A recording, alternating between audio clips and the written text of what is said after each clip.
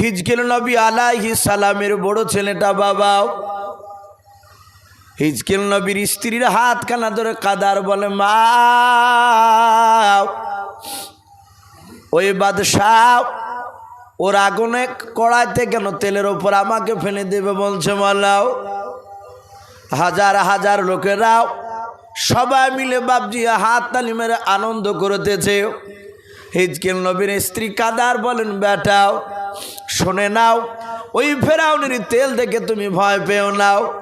ওরে আমার কলিজা টুকরা সন্তান, তোমার আব্বা এক আল্লাহ বলে মুসা নবীর ওপর ঈমান এনে দুনিয়ার বুক থেকে বিদায় নিয়ে চলে গিয়েছে। ওরে আমার বেটা, এই ফেরাউনের আগুন দেখে ভয় পেও নাও। এই ফেরাউন যদি মেরে দেয়, এই তেলের কড়াইতে যদি তোমাকে ছেড়ে দেয়, তুমি যদি মারা যাও, ও কলিজার টুকরা সন্তান, ইন্তেকাল করার পর আল্লাহ নিশ্চয় তোমার জন্য জান্নাত খানা রেখেছে। বলুন সুবহানাল্লাহ। হিজকিল নবীর কলিজা টুকরা বেটা বলল, মা আর চিন্তা করো না, আমিও কাঁদবো না। ফেরাউন বাবা হিজকিল নবীর বড় ছেলেটা হাতখানা ধরে টেনে নিয়ে গিয়াও জ্বলন্ত আগুনে ওই ফুটন্ত তেলের কড়াইতে বাপজি ছেড়ে দিলাও। হযরত হিজকিল নবীর ছেলে ওই তেলের কড়াইতে পড়ে আল্লাহ বলে চিৎকার করে কেঁদে উঠলাও। কয়েকবার বাপজি আল্লাহ আল্লাহ করে ডাক দিতে লাগলো। হিজকিল নবীর ছেলে বাবা তেলের কড়াইতে বাপজি ডুবে গেল। আবার কিছুক্ষণ পর ভেসে উঠলাও। হিজকিল নবীর কলিজা টুকরা বেটা, তার জনম দুঃখিনী হিজকিল নবীর বেবে বাবা দেখল না। ওই হিজকিল নবীর কলিজা টুকরা সন্তানের বাপ যে তার জনম দুঃখিনী মা, উনি তাকে দেখলেন আমার সন্তান কয়েকবার তেলে ডোবাডুবে করতে গিয়ে নিস্তব্ধ হয়ে গেল। আর গলার আওয়াজ করে নাই, উনি চিন্তা বাপজি করে নাই। উনি লক্ষ্য করে দেখলেন সন্তানের চামড়াগুলো বাপজি আলাদা হয়ে যাচ্ছে, রক্তগুলো মাংসগুলো বাপজি তেলের সাথে পায়েল হয়ে গেল, হাড়গুলো বাপজি জোড়া জোড়া ছিল সব বাপজি খুঁজতে লাগলো। হিজকিল নবীর বাপজি বিবি চিন্তা করলো, ডাক দিয়ে বলেন, আল্লাহ তুমি কেন আমার সন্তানের আগে যা কেন তুমি আমার মত দিলে নাও। ফেরাউনের লোকে নাও হাত তালি মেরে মেরে হাসতে লাগলো। ফেরাউন আবার চিৎকার করে বলেছিল, ওরে বাদি ও হিজকিল নবীর স্ত্রী শুনে নাও, এখনো সময় রয়েছে তোমার। এখনো তুমি যদি আমাকে এক আল্লাহ বলে যদি না মেনে নাও, আমি যে ফেরাউন মিশরের মধ্যে আমি খোদা দাবি করেছি, যদি তুমি আমাকে না মেনে নাও, ওই যে তোমার কলিজা টুকরা সন্তান শুনে নাও, 7 মাসের বাচ্চা তোমার স্তন মুখ লেগে দুধ পান করেছে। ওরে হিজকিল নবীর বিবি, ওই সন্তানকেও কেড়ে নিয়ে তোমার চোখের সামনে বাচ্চাটা ফেলে দেওয়া হবে। সন্তানকে বাপজি মার সামনে মারা, এই যে কত বড় মারাত্মক কঠিন বাপজি, যারা মা তারাই জানে। একটা সন্তানকে যদি বাপজি তার মা মানুষ করেছে, সেই মাকে যদি এক মুষ্টি খাবারও নাও দেয়, দেখা যায় ঘর থেকে বের করে দিয়েছে, খাসির জায়গা বাড়ি করেছে, খেতে দেয়নি, ঈদের দিনও খোঁজ নাই নাও। আবার সেই সন্তানকে যদি বাপজি গ্রামের লোকেরা মারে, দেখবেন মার কানে খবর গেলে মা সেখানে থাকতে পারে না, ছুটে আসে, গ্রামের লোকেরা হাতে পায়ে ধরে। লোকেরা বলে তোমার সন্তান তো দেখে না, বলে না দেখলো, আমি তাকে 10 মাস 10 দিন পেটে বহি নিয়ে বেড়ালছিলাম। বলুন আলহামদুলিল্লাহ। এ হচ্ছে মা। হযরত হিজকিল নবীর স্ত্রী কাঁদেন, ওগো মালিক, এত বড় পরীক্ষায় কেন তুমি ফেলেছো? আমার সন্তানদের ইন্তেকাল করার আগে কেন তুমি আমার মউত দাওনি? হিজকিল নবীর স্ত্রীর সন্তান স্তনে মুখ লাগিয়ে দুধ পান করছিল। সঙ্গে সঙ্গে বাবা ওই 7 মাসের বাচ্চাটা আল্লাহর কুদরতে বাবা জবান খুলে গেল। মার স্তন থেকে মুখটা টেনে নিয়ে ডাক দিয়ে বলেছিল, গো মা কাঁদবা না, আমার বড় ভাই ইন্তেকাল করে গিয়েছেন, নিশ্চয় আল্লাহ তাকে জান্নাত দিয়েছেন। বলুন সুবহানাল্লাহ। ওগো মা আমিও জীবন দিতে রাজি আছি। ফেরাউনকে খবরদার আল্লাহ বলে তুমি মানবা নাও, আমরা মানব না। ফেরাউনের লোকেরা আশ্চর্য হয়ে গেল। 7 মাসের বাচ্চা মাকে নসিহত করে, ওই বাচ্চা যদি মার সামনে যদি ইমানের যদি কথা বলে রে বাবা, ওই মার ইমান কি পাকা না হয়ে থাকতে পারে বলুন? মার ইমান বাবজি মজবুত হয়ে গেল। ফেরাউন দেখলো বাচ্চা ছেলে আরো হয়তো অনেক কিছু বলে ফেলবে। দৌড়ে গিয়ে ফেরাউনের লোকেরা ওই হিজকিল নবীর 7 মাসের বাচ্চাটা বাবজি কোল থেকে ছেড়ে নিয়াও, ওই জ্বলন্ত আগুনে ফুটন্ত তেলের ওপর বাবজি ছেড়ে দিলাও। ওই বাচ্চাটাও আল্লাহ আল্লাহ করতে করতে দুনিয়ার বুক থেকে বিদায় নিয়ে চলে গেল। আল্লাহর নবী জনাবে মোহাম্মদ রাসূলুল্লাহ সাল্লাল্লাহু তাআলা আলাইহি ওয়াসাল্লাম সাহাবাদের সামনে বাবজি এই ঘটনাটা আলোচনা করেছিলেন। হযরত আবু বকর বলেন, নবী গো, ওই হিজকিল নবীর বিবির কি হলো একটু খুলে বলার। হিজকিল নবীর বিবিকে বাবজি যখন আগুনে ফেলতে যায়, হিজকিল নবীর বিবি ডাক দিয়ে বলেছিল, ওকে ফেরাউন শুনে নাও, তুমি আমাকে আগুনে ফেলে দেবাও, আমার মৃত্যু অনিবার্য, এটা আমি ভালো করে জানি, কারণ আমার সন্তানদেরকে তুমি বাঁচে রাখলে। ওরে ফেরাউন, আমার মৃত্যুর আগে তোমাকে একটা কথা বলবো, বলো আমার কথাটা মানবে খেলাও। ফেরাউনের বাবা দরবারে হাজার হাজার লোকেরা ছিল, তারা সবাই মিলে বাবজি চুপচাপ শুনতেছিল। ফেরাউন বলল, ও বাদী বলবা, আমি মৃত্যুর তোর আগে আমি একটা কথা যেটা বলবে সেটা মানব। ফেরাউনের দরবারে চিৎকার করে বলেছিল, ফেরাউন বেঈমান, ও বেঈমান বাদশা শুনে নাও, আমি তোমাকে আল্লাহ বলে মৃত্যু পর্যন্ত আমি বলবো নাও। শুনে নাও, মৃত্যুর আগে পর্যন্ত তোমাকে খোদা বলে মানব নাও। আমার 2 ছেলে মারা গিয়েছে, তোমার উপর ঈমান আনেনি, একমাত্র আল্লাহর উপর ঈমান এনেছে, মুসা নবীর উপর ঈমান এনেছে। আমিও সেই আল্লাহর উপর মুসা নবীর উপর ঈমান আনলাম। ওরে বেঈমান ফেরাউন, 2 বাচ্চাকে আমি সুন্দর করে বড় করে আমি লালন পালন করতে পারলাম না, আমি তাদের ভালো করে সেবা যত্ন করতে পারিনি। ওরে বেঈমান, আমাকে যখন তেলের কড়াইতে ফেলে দিবা, ওই ছেলেদের মতো আমারও যখন জানটা বেড়ে যাবে, আমার মাংসগুলো চামড়াগুলো যখন তেলের সাথে পাইল হয়ে যাবে, ওরে ফেরাউন, হাড়গুলো যখন একত্রিত কড়াইয়ের উপরে থাকবে, ফেরাউন তুমি কথা দাও, এ হাড়গুলো ছন্ন ছাড়া করে কোনো দিকে যেন ফেলে দিবা নাও। ফেরাউন বলল, মৃত্যুর পর তোদের হাড়গুলো কি করবো বল? ওই হিজকিল নবীর বিবি ডাক দিয়ে বলেছিল, বেঈমান বাদশা, মৃত্যুর পর আমার সন্তানের হাড়গুলো আর আমার হাড়গুলো একটা ছোট্ট করে কাপড়ে বেঁধে পোটলার আকারে করে ওই পাহাড়ের চূড়ায় বলো তুমি দাফন করবা খেলাও। ওরে ফেরাউন, এটাই ছিল আমার মনের তামান্না, মনের বাসনাও, আমার মৃত্যুর পর সবার হাড়গুলো তুমি ওই এক জায়গায় তুমি দাফন করবাও। ওগো ফেরাউন, এটা আমি মনে মনে ভাববো কিয়ামত পর্যন্ত আমার ছেলেদেরকে আমি বুকে করে নিয়ে কবরে শুয়ে থাকবো। বলুন সুবহানাল্লাহ। আল্লাহ রাসূল বলেন, ফেরাউন কথাটা মেনেছিল।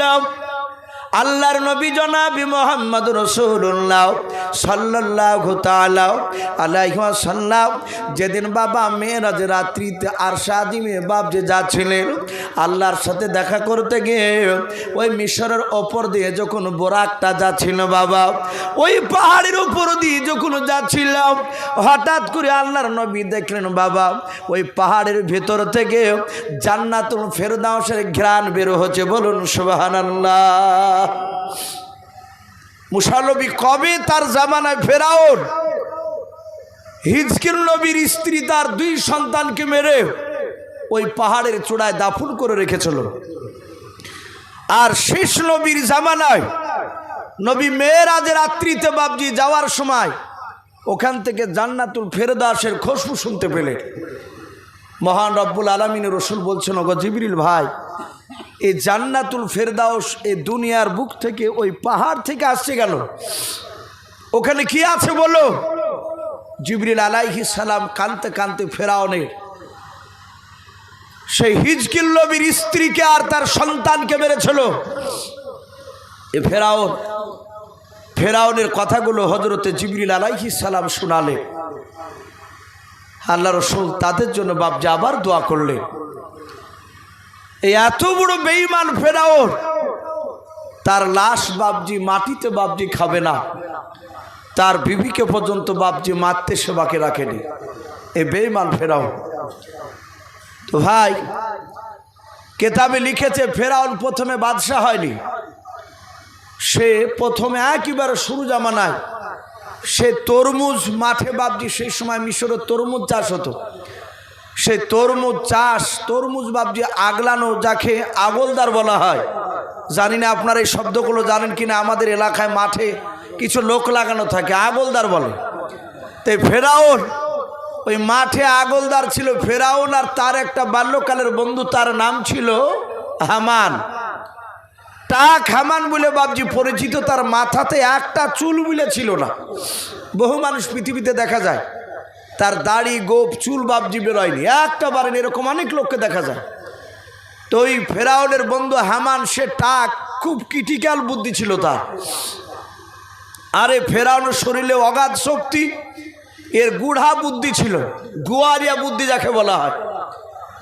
এ ফেরাউন সেই সময় বাপজি হামানের যুক্তি পরামর্শ নিয়ে, সেই সময় যে বাপজি ভোট ছিল, সেইভাবে ভোটে বাপজি মিম্বার এভাবে হতে হতে হতে হতে একেবারে বলা হয়েছে ফেরাউন সে মিশরের বাপজি, সে বাদশায় পরিণত হয়েছিল, সে বাদশাহ হয়েছিল। আর এ হামান ছিল বাপজি এই ফেরাউনের মন্ত্রী।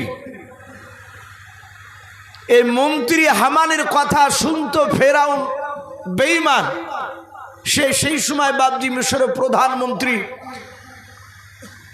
আল্লাহ রাব্বুল আলামিন বলছেন আমি এই সময় আমার নবীকে পাঠাবো। আল্লাহ বলছেন আমি যুগে যুগে নয়, আমি প্রায় 500 বছর অন্তর আমি নবী পাঠিয়েছি, বলুন আলহামদুলিল্লাহ, রসুল পাঠিয়েছি।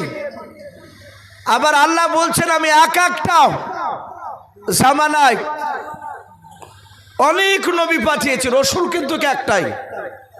যেমন কেতাবে লিখছে মুসা আলাইহিস সালাম থেকে নিয়ে হযরত ঈসা রুহুল্লাহ আলাইহিমুস সালাম পর্যন্ত, এই দুজনার মাঝখানে আল্লাহ বলছেন আমি 3000 নবী পাঠিয়েছি, বলুন আলহামদুলিল্লাহ, 3000। কিন্তু রসুল একটাই, মুসা আলাইহিস সালাম। নবী আর রসুলের মধ্যে একটু আলাদা আছে, আমি বহুবার আপনাদের এলাকায় বলেছি। তা আল্লাহ বললেন আমি নবীকে পাঠাবো। তার আগেই কেতাবে লিখেছে ফেরাউনকে বাপজি সংকেত দিচ্ছেন, আল্লাহ জানাচ্ছেন আলামত, যে আমি আমার মহাপুরুষ আমি দুনিয়াতে পাঠাবো। ফেরাউন রাত্রিবেলায় শুয়ে আছেন, স্বপ্ন দেখলো আসমান থেকে একটা আগুনের বাপজি দলা তার সিংহাসন হয়েছে বলল। এক একটা মুফাসির এক এক রকমের বয়ান করেছে। কে বলেছেন ফেরাউনের সিংহাসনে এসে একটা চেয়ারে এসে পড়লো ওই আগুনটা, আর ওই আগুনে চেয়ারটা পুড়ে ভস্ম হয়ে গেল, শেষ হয়ে গেল। আবার কে কেউ লিখছেন যে না, ফেরাউন যে সিংহাসনে বসেছিল গোটা সিংহাসনটা ওই আকাশ থেকে আগুন পুড়ে শেষ হয়ে গেল। ফেরাউন যাই হোক স্বপ্ন দেখলো যে আগুন খসে ওর স্টেজের সিংহাসনও পড়েছে।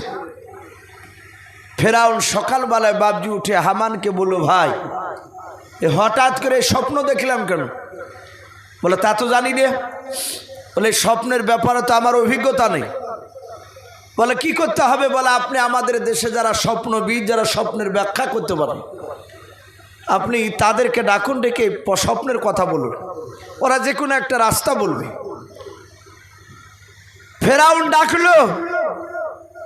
প্রায় সেই সময় বাপজি 700-র ওপরে তার গোটা দেশে স্বপ্নবিদরা একত্রিত হলো।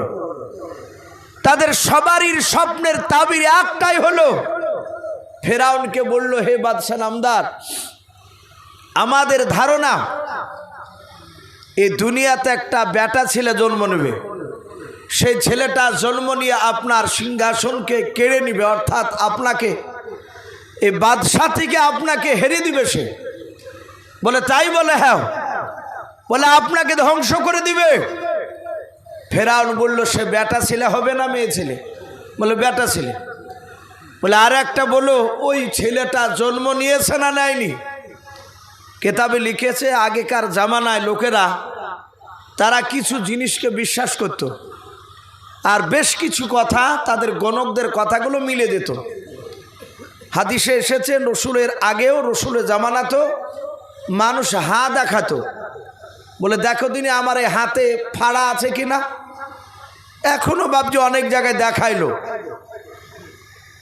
তো ফেরাউন এগুলোকে বিশ্বাস করতো, কখনকার লোকেরাও বিশ্বাস করত। হাদিসে এসেছে আরবের লোকেরা কিছু বাচ্চা ছেলে বাবজি তার বাপ মার দিকে না হলে লোকেরা খারাপ ধারণা করত যে সন্তানটা অবৈধ। অনেক লোক বুঝে ফেলে, দেখেন অনেক সন্তানরা জন্ম যখন আল্লাহ দেয়, দেখা গেল তার বাপ সুন্দর মা সুন্দরী, ছেলে হয়েছে একদম হাড়ির কালি, দেখতে ভালো লাগে, তখন স্বামীতে বলে যে ছেলে মনে হয় আমার নাই। সন্দেহ করে অনেক জায়গায়, বলে এই ছেলে আমার হতে পারে না, আমার বিবি হয়তো অন্য জায়গায় কারোর সাথে প্রেম করেছে। আর বিবিতে কাঁদে বলে নাও, লোকে বুঝায় আর বুঝি মানে না, এরকম নাই বলেন অনেক জায়গাতে ঘটে। এই বাচ্চাকে কেন্দ্র করে মেয়েকে দেয় না, এটা আরবের যুগে ছিল। আরবের যুগে লোকেরা দেখতো যে বাচ্চা তার বাপ মার তার বংশের লোকের সাথে মিল না খেলে লোকেরা বলতো কি বাচ্চা অবৈধ বাচ্চা। তাহলে বাচ্চাটাকে কারা সার্টিফিকেট দিত? ওই গোলকের দল বাবজি গেলে তারা যদি বলতো যে এই বাচ্চাটা তো অমকের সন্তান, এ তো খুব ভালো হয়েছে, তখন লোকেরা বলতো না, তাহলে এতদিন যা ধারণা করতে গেল ভুল ধারণা। হাদিসে এসেছে দুটো বাচ্চাকে নবী জামানায় ওই লোকেরা কি এমন কি তার বংশের লোক পর্যন্ত বাবজি প্রাধান্য দিত না, বলতো অবৈধ সন্তান। এরা মাঠে ছাগল চড়াতে গিয়েছে, তার বাপ মাও ছাগল চড়ে নিত। তো ছাগল চড়াতে গিয়ে বাবজি রোদ্রে সূর্যে তাপ লাগছে, তো একটা চাদরকে বাবজি তারা নাভি থেকে মুখের দিকে দিয়েছে, দেখে রোদে শুলে একটু তাপ যদি গায়ে লাগে অসুবিধা নাই, কিন্তু মুখখান ঢাকলে ঘুম আসে অনেকের। তো ওরা নাভি থেকে উপর দিক ঢাকে পা দুইখান বের করে দিয়ে দুই ভাই শুয়ে আছে, যাদেরকে লোকেরা মানত না যে ওরা অমুকের সন্তান। তো কাহিন বলা হয় গণক, তারা বাবজি একদল যাচ্ছে আর বলছে আহারে এই তো সামরা ইবনে জুন্দুবের ছেলেরা এই রোদে শুয়ে আছে কেন রে? আদৌ কিন্তু ওরা ওই সামরা ইবনে জুন্দুবেরই বেটা। যখন এই কাহিনটা কথা বলছিল তখন গ্রামের কিছু লোক তারা সাইডে খেলা করছিল।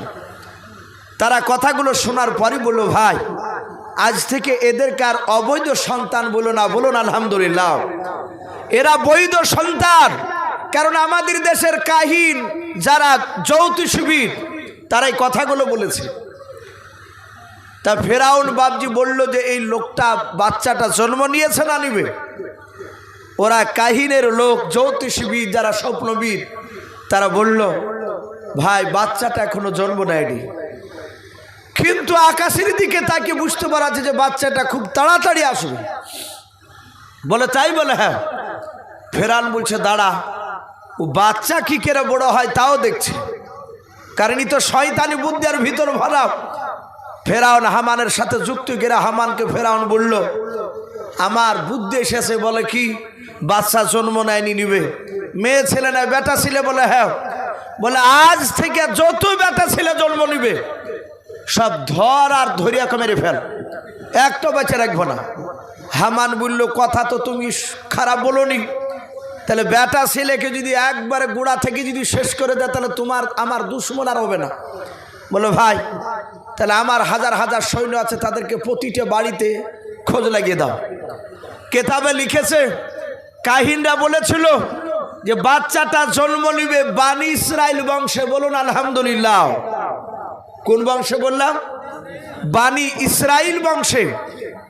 কোরআন শরীফে বাবজি 30 পারা 114টা সূরা আছে, তার মধ্যে 15 পারায় যে সূরাটা বানি ইসরাইল বলে বাবজি পরিচিত।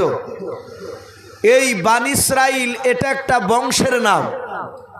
এটা এত দামি হয়েছে, আল্লাহর রসুল বলছেন 1,24,000 নবী রসুলের মধ্যে থেকে মাত্র 6টা নবী রসুল অন্য বংশে, বাদবাকি সব নবীগুলো ওই বানি ইসরাইল বংশ থেকে জন্ম নিয়েছিল। বলুন আলহামদুলিল্লাহ।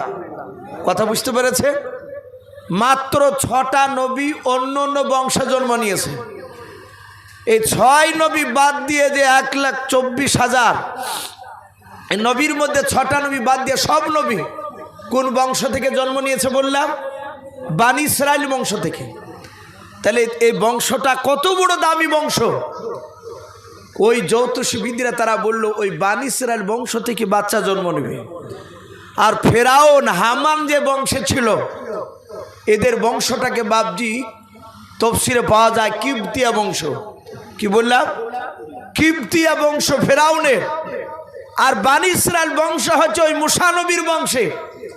তাই ফেরাউন বলল আমার কিবতিয়া বংশের যত যুবকেরা আছে, এই যুবকেরা সবাইকে চাকরি দিচ্ছি, যাও বানি ইসরায়েলের প্রতিটা বাড়িতে যারা বিবাহিতা নারী প্রতিটা বাড়িতে যাও আর 3 বার করে বাড়ির মেয়েদের পেটকে চেক করে আসো, ইনকোয়ারি করো, দেখো যে বাচ্চা জন্ম নিয়েছে কিনা।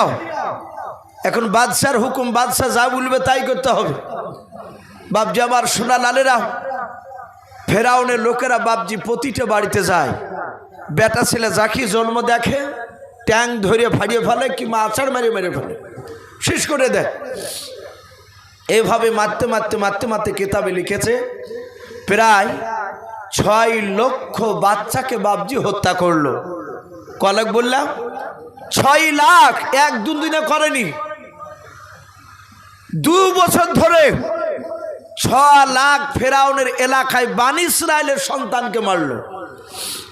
হামানের তো বুদ্ধি ছিল, হামান চিন্তা করলো ফেরাউন যা শুরু করেছে আগামী তার বংশ বিস্তার হবে না, বাড়বে না, মেয়ে ছেলের গাদা লেগে যাবে, বেটা ছেলে নাই, আর বাচ্চা নিতে গেলে তো দুটোরই দরকার।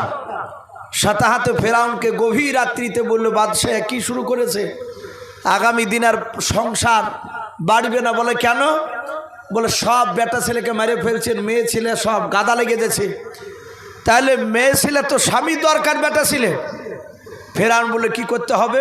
ফেরাউনের কথা শুনে হামান বলল আপনি 2 বছর বাচ্চা মারেন আর 2 বছর বংশ বাড়ার লেগে ছেড়ে দেন, রেখে দেন। ফেরাউন তো গুয়ারিয়ে ও গুড়া ওই কথাটি বাবজি মেনে নিল। আল্লাহ বলছেন ওরে বান্দাও, এ ফেরাউন আমি ওয়াহু আলা কুল্লি শাইইন কাদির, যেই সময় বাচ্চা মারা বন্ধ করবি ওই সময় আমি মুসাকে পাঠাবো না। বলুন আলহামদুলিল্লাহ। 2 বছর মারার পরে ফেরাউন বলল কাল থেকে আর কোনো বাচ্চা মারবা না, একবারে পাক্কা 2 বছর। এই 2 বছরের মধ্যে বাবজি বাচ্চা যখন মারা বন্ধ ছিল সেই সময় বাবজি মুসা নবীর বড় ভাই, কোরআন শরীফে বাবজি তার নাম এসেছে হারুন। কি নাম বললাম? হারুন।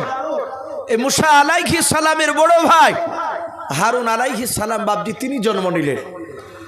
ওনার কোনো ভয় নাই, কারণ ওই সময় তো বাচ্চা মারা নিষেধ।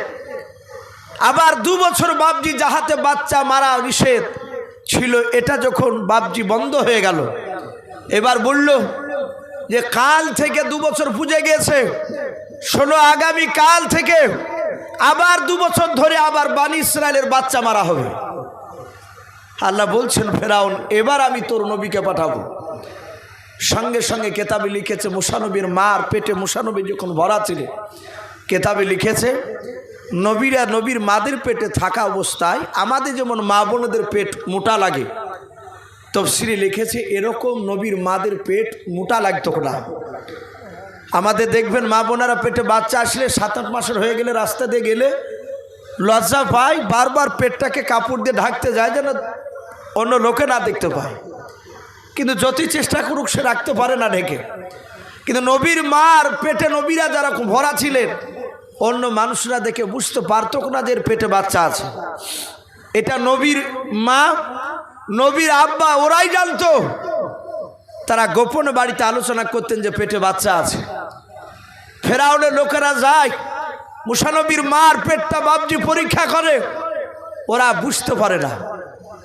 মহান রব্বুল আলামিনের কুদরাতে সকালবেলা বাবজি ফেরাউনের লোকেরা বাড়ি পরীক্ষা করে গেল মুসা নবীর মা।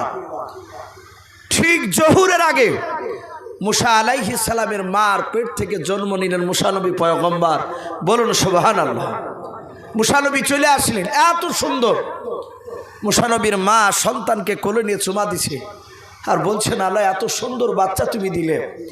হাদিসে লিখেছে নবীরা যখন যেই জামানায় জন্ম নিয়েছে প্রতিটা নবী রসুল বাপজি তারা সুন্দর ছিলেন, বলুন আলহামদুলিল্লাহ। তারা এত সুন্দর ছিলেন, তাদের শরীরের গঠন মানুষ দেখলে মুগ্ধ হয়ে যেত।